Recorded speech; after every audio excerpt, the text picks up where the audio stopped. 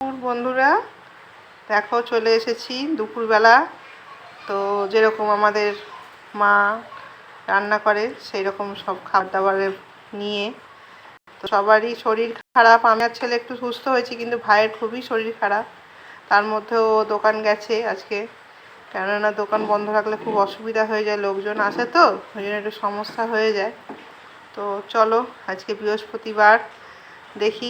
আমাদের অবশ্য বৃহস্পতিবার নিরামিষ বলে কিছু হয় না, তার কারণ হচ্ছে ঘরে কোনো প্রাণী আমাদের সব বিখ্যাত কেউ নিরামিষ খেতে পারে না আমাদের বাড়িতে, হচ্ছে এটাই হচ্ছে সমস্যা। তো চলো দেখি মা কি রান্না করেছে।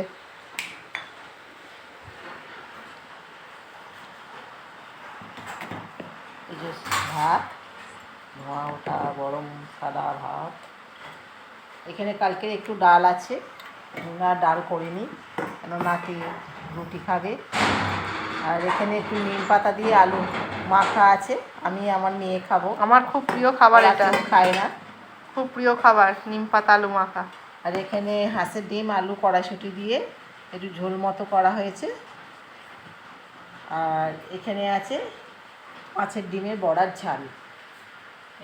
এই হলো আজকের মেনু। তো তোমরা কি করছো সবাই এই বৃষ্টির এতে জানিও।